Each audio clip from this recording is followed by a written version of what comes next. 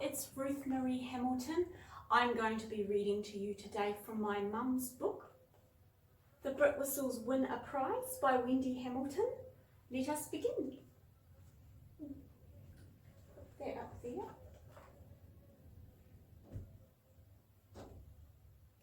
Myrtle picked the antlers off the wing-back chair where they had fallen. "Oh, Alfred," she said with a chuckle, "I hate to think what Nellie will say about us. I forgot these goofy things were sitting on my head, and I was wearing them when I answered the door."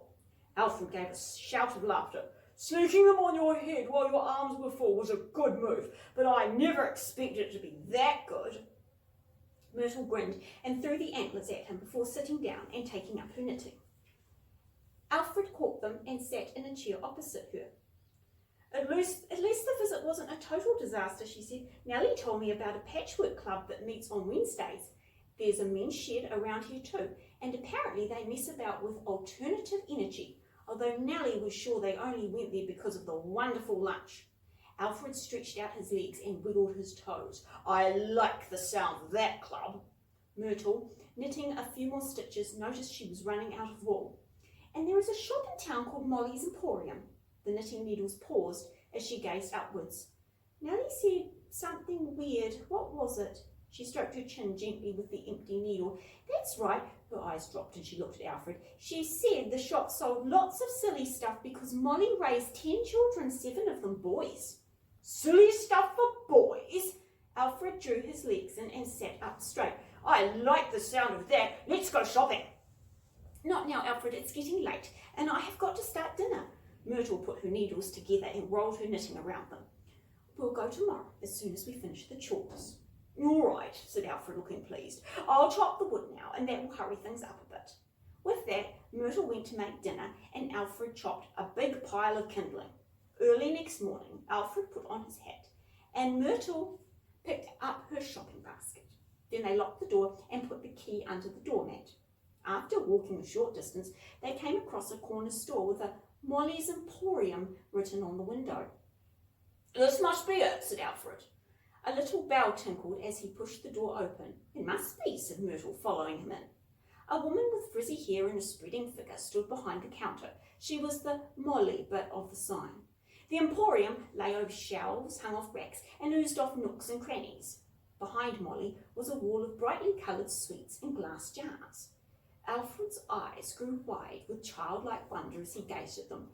"This must be the silly stuff Nellie talked about." Molly smiled. "No, she means the boys' corner." She pointed to the nearby aisle. "It's down aisle 3. For a man like Alfred, boys' corner was a treasure.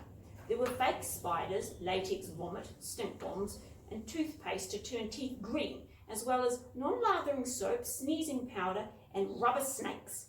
In addition, there were chemistry sets, magic tricks, and much more. While Myrtle brought a ball of wool and fingered the fabric, Alfred made a list of pranks he planned to play on Nellie. At length, Myrtle was ready to go. "Have you seen anything you want, Alfie?" she called down the aisle. "No," fibbed Alfred.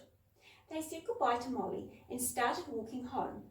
But at the crossroad where the town petered back into the country, Alfred stopped. "You go on ahead, Myrtle. I think I'll go back. I saw a nice little fishing rod that will be ideal for Peter when the children come for Christmas."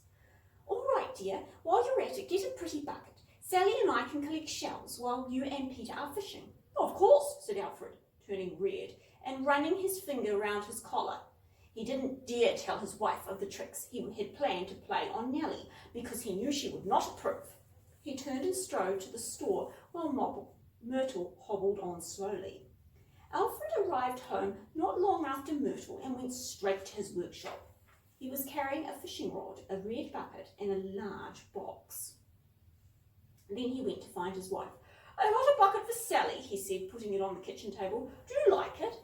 It's wonderful. Red is such a cheerful colour, and it's got a shell on it. How clever of you, Alfie. Sally will love it." She leaned towards him and gave him a little kiss. "And see the fishing rod I got for Peter?" Alfred bent the top of it over. "It'll take an enormous fish to break this little beauty." "Oh, Alfred, you have been clever. Let's put them in the bedrooms now."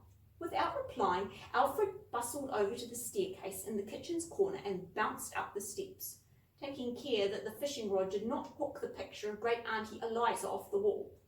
"Oh, do be careful, love, don't trip," said Myrtle, picking up the shell bucket. "Bones break easily at our age." She put a foot on the first step, gripped the handrail, and hoisted herself up. "Which room is for Peter?" called Alfred, his voice echoing through the empty rooms. "Either, they're both the same, you choose," said Myrtle, stamping up to the small landing. "I fancy this one," said Alfred. He went through the door on the left side of the landing and leaned the fishing rod in the corner. "That settles it nicely," said Myrtle, going through to the opposite door. She sat the bucket in the window alcove. There was thick dust on the floor and the windowsill.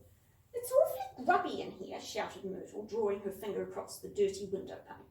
"And stuffy," Alfred shouted as he wrenched up the window. A breeze blew in, and the cobwebs dangling from the sloping ceiling wobbled. "Be a love and pop down for a broom and duster, Alfie." "Righto, do you want me to bring up a bucket of water and a mop too?" "Only if you can manage it. I don't want you tumbling down the stairs." "Don't fuss, woman. I don't need wrapping and cotton wool." He strode onto the landing and was about to sit on the stair rail when Myrtle popped her head out of Sally's room. "If you slide down the banister, Alfred Henry Britwhistle, I shall not make apple pie tonight." "You're no fun anymore," grumbled Alfred, stomping down the stairs. "Then it better be a big pie," he shouted over his shoulder. He went into the laundry, and while he was filling a bucket with water, he glanced through the window and saw Nellie going out to her front gate. The opportunity for playing a trick was too good to miss, so Alfred turned off the water, put the bucket down, and snuck off to his workshop. And that is all for today. Thank you for listening. Goodbye.